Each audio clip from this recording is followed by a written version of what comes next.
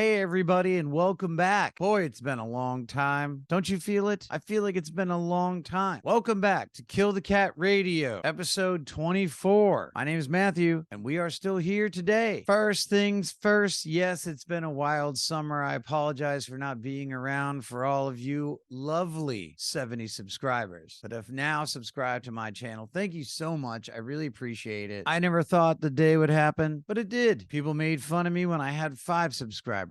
I always say, if you have one person that doesn't know you and still likes your garbage, well, you should appreciate them very much. Just kidding. What we do here is not garbage. What we do here is very important. It's me talking to you. So, as you can see, Kill the Cat Radio, here we are. It's been a while. Summertime, no suit coat. I get it. I don't look as fancy as ever, but it's hot over here in New York City. Weirded out over here. It's hot, okay? Not much has changed. We got the guitar right over here. We got our book here, Umberto Eco, one of the greatest Italian writers ever. Black hat on the wall. Let's get started. So, another confession I must make during our intro. Yes, we still have our classic clipboard. However, look what happened, guys. Yep. Kill the Cat Radio went corporate. Look at that. I actually typed everything out right here. No more markers. No more markers. I got too much marker on my hands. You know what I'm saying? So, change or die. That is nature's way. Let's get started. This is called Kill the Cat Radio, number 24. Sharp Teeth is what it is. 24 episodes. I love that. I love it. We're calling this one Penn Station Blues. Because recently I had to travel on the train station. Let me tell you something. I had some blues myself. Woo. Problems out there in Pennsylvania Station here in New York City, and I decided to create an entire episode all about these major and minor problems that I found on public transportation and the like. Thank you very much for being part of the 70 subscribers. If you have not subscribed already, please hit the subscribe button. It is free if you are a Gmail member. If you're just a member of Gmail, just hit the button. You'll be fine. No spam or anything. You'll just be helping me, and I know you want to help me. Please leave a comment below if you disagree with my theories or practices or ideas. I would love to hear from you. We would love to have you. I'll respond to them in talkback sections during the week. But for real though, let's get serious here. We got the big 3 topics as usual. Here's what I've learned about the problems at Penn Station. Here's me. Let me paint the scene for you. Here's me trying to go see my mother in a different state. I get on the train. I want to get there a little bit early. They have internet there. I could just do the same work I'm doing here in my office, and we could do that over at Penn Station. It's perfect. Now, there's 3 different characters that happen to be in Pennsylvania Station these days in New York City, and I described them here thereof. Let us take them one at a time. Number 1, I'm going to go ahead and call them mouth breathers. We know these types. We know the mouth breathing types. They seem a little bit just sort of, they have the open mouth kind of all the time. I don't understand why they do this, but they, whatever. Maybe it's a muscle dysfunction. I don't know. But the whole point of some of these mouth breathers is that they don't understand the concept of space between human beings. I know space because I live in New York City. If you stand too close to somebody, that means either you want to rob them, sleep with them, or God knows what else. So I don't like anybody right up in my space right here. I try to avoid being in people's spaces. I hope that other people would respect what I believe and respect my space. These mouth breathers, Penn Station, I'm just sitting there and people just walk by casually, like way too close to your face. You're like, hey, this is really, really, really weird stuff. What do these people want? Who knows? Do they like me? They just want to be in my presence. Are they smelling my cologne? Because I don't really wear cologne. What's the deal? I know I feel like Jerry Seinfeld. What's going on? What's the deal with that? Haven't you ever noticed that? I don't really do very good impersonations, so that's just what it is. No, but seriously though, folks, don't stand so close to me. I think the police wrote a great song about that. The British band. Don't stand too close to me. Okay, that's how I am. I like my space. I don't like to smell other people. It's a weird thing. It's a weird habit. I don't understand it myself. I just don't like that whole propensity of closeness. It weirds me out, So that's my one thing. So Pennsylvania Station, bunch of mouth breathers. People are walking too close. Also, it's kind of weird when people look at you too much. I don't know what they're looking at. Are they seeing? I'm not famous. Okay, I understand if I was Jack Nicholson walking through Pennsylvania Station, you want to be close to me. My name is Matthew Diabate. I'm a regular guy. All right, just a regular normal person trying to go visit his mother in the wonderful state of Rhode Island. Meanwhile, mouth breather number 1 over here is breathing in my face. Some other crazy lady. I don't know what her deal is. She's starting to talk to me. It's a little strange. It's a little strange for me. And yeah, so that is what number one is on the list here. Mouth breathers, don't stand so effing close to me. I don't do it to you. I don't do it to you. What if I came up to you and just be like, hey, what's going on there? How you doing? You know, that whole like, whoa, buddy. Let's cool this down a minute. All right. Let's just chill out for 5 seconds. All right. Moving on. Yes, this is like a bitchy podcast about Penn Station. Just so you guys know. All right. So you go ahead and mark your calendars. Matt's bitching again about something. Yeah, but that's why you guys tune in, right? You want to hear the truth? I'm here to tell it. All right. Number 2. This is going to be interesting. Part of the big 3 topics of what gave me the Penn Station blues, COVID paranoid people. Now, this is kind of interesting topic because I'm going to have to go on Front Street with you guys really fast. If you really look at the history of this Kill the Cat Radio enterprise, not the sharp teeth portion, but if you go back on the 2 mics and the earlier ones, it literally is Kill the Cat 1, episode 1. I'm ranting and raving right at the start of COVID saying everybody should wear masks. That's me. I'm ranting and raving about it. I'm like, we don't know what's going on here. We need to make sure that we mask up. We need to make sure we follow protocol. Okay, we get it. Then truth came out. We started learning that maybe the masks weren't really working as good as we thought, and that bacteria is kind of more evil and insidious than you could ever imagine. So yeah, so I think, I think at that time we were really paranoid about a lot of stuff. Now, when you see certain people walking around with masks, and this is at Pennsylvania Station when I was traveling, it's almost the opposite problem of problem 1 I have. They freak out when they're even around anybody, as if that makes any difference at all. You're at Pennsylvania Station, Penn Station, New York City. The amount of bacteria that you probably already had touched since you even got to that station, and then it's on your hands. Now, you're wearing this mask, but now even to touch anything. Now, you can live in Bubble Boy world. If you want to be paranoid, you can just live in Bubble Boy world. You can't save everybody. Now, I don't want to come off cruel or weird or what have you, or, I am a conspiracy theorist, but I'm not like out of control. I'm still a scientist by nature, right? Just maybe artistically speaking. But when you see people a little too worried about things, I start to worry about their neurotic problems. And if you really do think about it, if we want to talk about what's going on with modern life in the United States of America, I mean, I don't know if you guys know that 80% of the average American under 40 is on SSRIs. So they're already on drugs. Now, a lot of people need these drugs, and I'm totally fine with science helping out there. And that's okay. If it wasn't for the fact that 70% of those people, the 80%, misuse their medications. They don't use it for the appropriate purpose. And if they did use it for the appropriate purpose, it would work. But most people, we forget, we do this, we do that.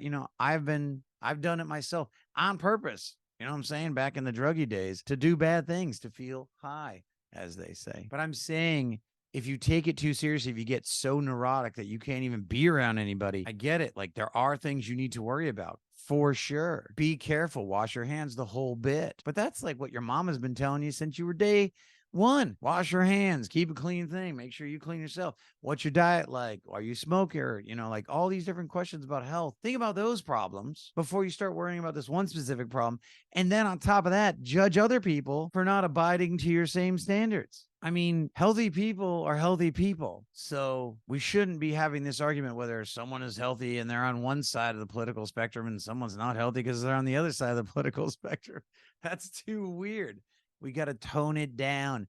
Tone it down. Balance, right? Everybody, balance, right? That is the key to everything. So, third gripe over here, going back to it. Hey, if you are worried about sickness and you got to travel and do whatever you got to do, as Cat Williams would say, you do you, boo-boo. But don't bring it on other people. If you feel like you're sick or in danger of something, or you have a problem, stay the fuck out of my life. Go quarantine yourself. Take responsibility. Take responsibility for your own actions. All right? If you're feeling sick and you're like, oh, I got the COVIDs, you go home and hide. Okay? Well, I'm not hiding anymore. I mean, I'm pretty darn healthy. I never had COVID. I'm lucky. Peace and love. God bless. Or maybe I was a carrier. Who knows? But the point is, the healthier we are here, spiritually, mentally healthy, the whole bit will help. And yes, bad things will happen. Hate to break it to you guys. Life sucks. I mean, life is hard. It's very real. So anyways, my point is when I was at Penn Station, there were a bunch of people, even regular people, who were just kind of looking at me like they were paranoid about me. And I'm like, yo, I haven't had a regular cold in years, knock on wood. That's because I know how to kind of treat my body with like vitamins and minerals and what you put in your body. And if you're eating processed foods, and I'm like a health nut when it comes to that sort of thing. So, anyways, that's what I'm saying. So, if you're worried, go hide somewhere else. That's the name of the game. Number 3. Here's a real sad, but also not that sympathetic topic. There is a huge homeless epidemic going on in New York City right now, more than I've seen ever since I even moved here. And that was like early aughts. Okay. We're having problems with homeless people here. Someone is not doing something right. I don't care about the fact of what side you're on, like I talked about. We need solution-based activities. So let's stop blaming everybody else for the problems. Let's figure out who's fucking things up. And we know who's fucking it up. It's whoever's getting the money for these programs or misusing and mismanaging the finances to help people who truly are in need. And let me tell you something. In Penn Station, oh my God, there were so many problems going on. It was ridiculous. There were the sleepy homeless, the basically bums, right? They're just like, I'm over here. I don't want to partake in society. I want to be a bum. There's nothing wrong with that. That's life. That happens. I mean, I'll tell you one thing right off the bat. I think I have a lot of empathy for human beings. I think as a writer or as just an artist in general, you have to have empathy and look it up. I mean, really, definitions are important. Empathy is basically the requirement to understand another human being's feelings. Okay. It's very, very, very easy to understand. And that's what sociopaths don't have.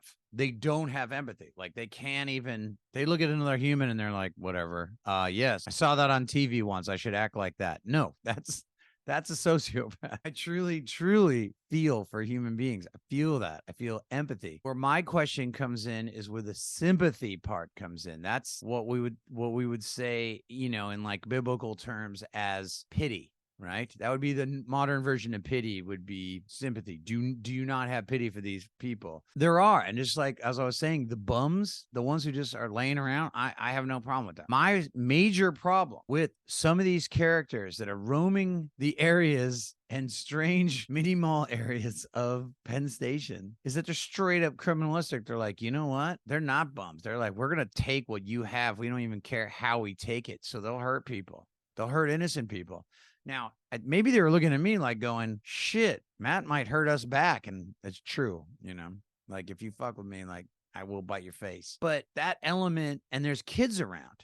And it's fucked up because you see these kids walking around. They're scared to death of these people. So bums are one thing. That's fine. Hobos are a different thing. You guys should watch Mad Men. If you haven't watched Mad Men, they totally do a great background check on like, what's it between a bum and a hobo and et cetera, et cetera. But yeah, so the major issue I found was the criminalistic homeless. And that alcohol and drugs are related. So there's definitely connections to that. And again, I have total empathy for these people. A lot of these homeless sectors now give you drug tests, which is good. I think you should be drug and alcohol tested before you enter a homeless shelter. So if you have a drinking and drug problem, it's going to be kind of tough. Now, there should be like a 30-day kind of thing. Like you could stay here for 30 days. But if you are found after that from drinking or doing drugs, then yeah, well, we can't do nothing for you because there's people around here that actually are trying to get their lives together.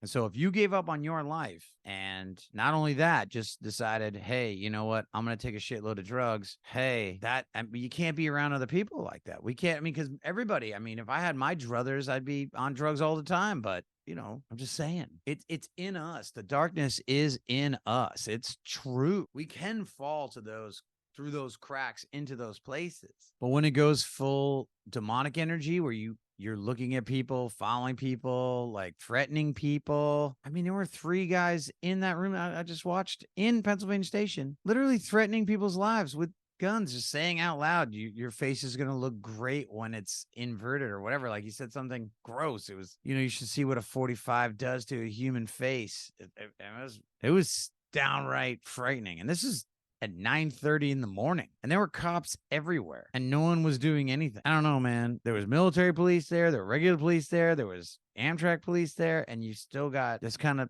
thing just threatening children. That's what I'm saying. I don't even care about me, man. I can handle this stuff.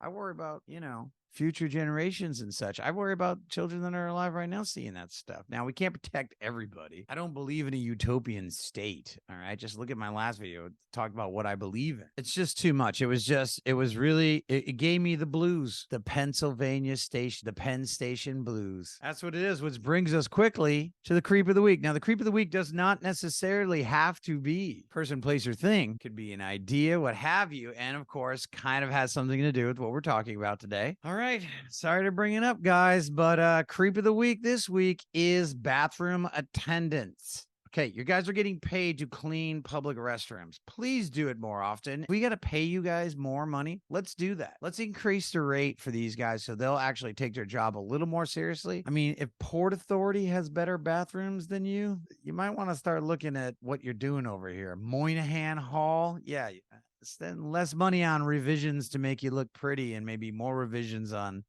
giving your staff a little bit more of a cash flow influence to clean those bathrooms because of all the crazies and the homeless and the other people and weirdos. People are just trying to use the restroom. Basic human fecal matter and piss should not be tolerated. We can all disagree on philosophy. Let's not descend in the fact that we finally realize, oh my goodness, pee and shit stink to heaven. That's bacteria. You guys want to worry about COVID? Get those bathrooms cleaned. You guys want to worry about whatever's going on? Get people help in a healthy way. Do something. Create a diversion, whatever you have to do. But the creep of the week, I got to say, bathroom attendants. I know you guys are working hard. Maybe your bosses suck. Maybe you work for the state. And we all know New York State sucks. What you got to do is clean the bathrooms every 20 minutes. Because the last time I tried even to take a simple urination, I had to walk by a guy masturbating, someone taking a shit, and I'm going, this is okay. Now this is what's happening here. I can handle it. I worry about those who can't handle it. It's a bad look. New York City, clean up your fucking act. I don't know what you guys are doing wrong. Somebody's failing at the top, and whoever it is needs to be fired. So maybe fire all those motherfuckers.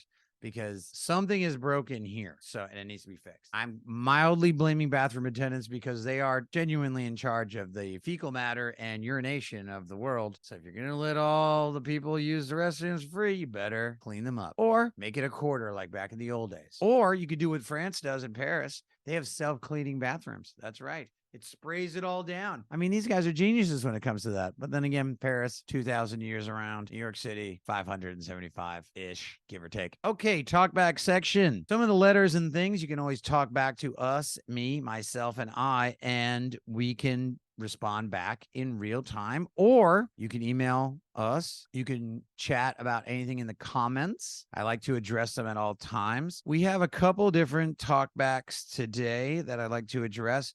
One of them is fantastic. One of them said, keep up the good work. Thank you very much. I appreciate you listeners out there, all 70 of you, and the 86% that listen have not hit the subscribe button. So please get on that. The other comment we have here is, it's better when you don't talk about yourself, and it's better when you talk about a subject. That's cool. I respect that. You know, stick to topic. Don't go too much on your own, you know, whatever. I think that was in response to my last video I did. And, you know, it was just about my politics because I kept getting letters from everybody else. So I figured okay, if you want to know what I believe, let's just center it all together and listen to this. And there's an Emperor episode too somewhere in there if you Google it. Or if you search for it in the search engine, that basically explains exactly who I am and what I am. So I try not to go into those topics all the time, but on occasion, you know, people ask enough questions, I'm going to talk back, as they say. So thank you for the people who have criticism of me. Thank you for the people who have compliments of me. Thank you all out there for listening yet again to another episode of Sharp Teeth, Kill the Cat Radio Sharp Teeth, by the way. I'm Matthew Diabate. This is episode 24. Go ahead and give us some comments, give us some criticism, hit the like button, and we will catch you next time.